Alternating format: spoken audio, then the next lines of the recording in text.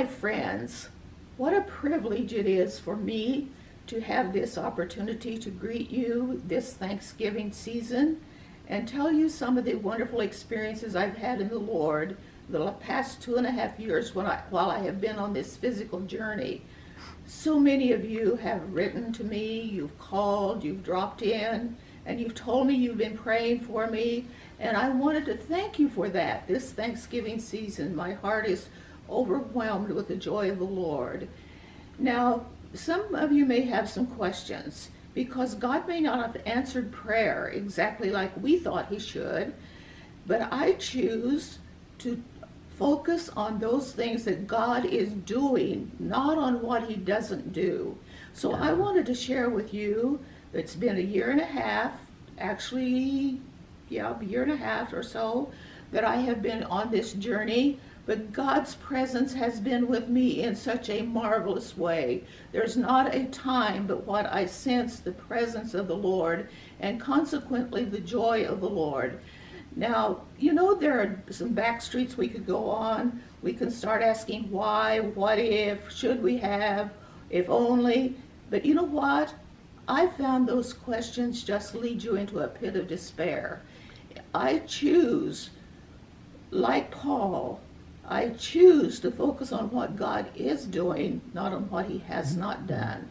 And you know, Paul said, I have learned in whatever state I am to be content. And I wanted to tell you, in the past year and a half, I have learned to be content in the Lord. And so that's why I'm thanking you today for your goodness to me.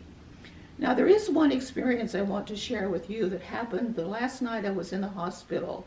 It was October the 15th, and I had had a very extremely difficult treatment with chemo that day. It was a lengthy thing, and I was that night in the hospital, very weak. Now, there's one thing I'm grateful for. In all of this experience, I have not had pains, but I have had weakness. And I was extremely weak that night in the hospital and struggling just with everything that I had dealt with. And as I laid my head back on the pillow and looked up, suddenly the sky was full of light, just kind of in the top light, not full of radiant light, but just a row of lights across the top. And I was intrigued, and I continued to look, and the lights separated. There was more light on this side than there was on this side.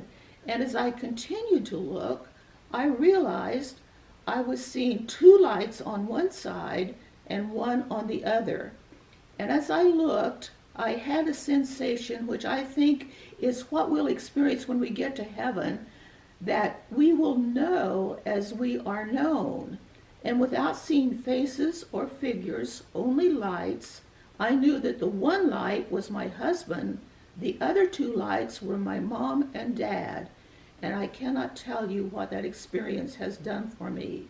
Such a peace, such an assurance, such an absence of fear of death and what the future holds. And also there came the confidence that what we have always been taught is true, and there is the joy of the Lord that we have to look forward to. Now, there's a backstory to this that I need to tell you also. See, my mom and my husband served the Lord all their lives, but my dad, it was a little different. My dad was very personable. He was the center of conversation any time I was ever with him with a group of people. He was a natural leader, but as far as his Christian experience, he was in and out and in and out. And so our lives were a checkerboard of being in church all my growing up years. Well, he had some real experiences with God. I remember one time he'd had such an unusual experience with God that he was in the church, he led a men's prayer group, and 20 men were saved because of his leadership.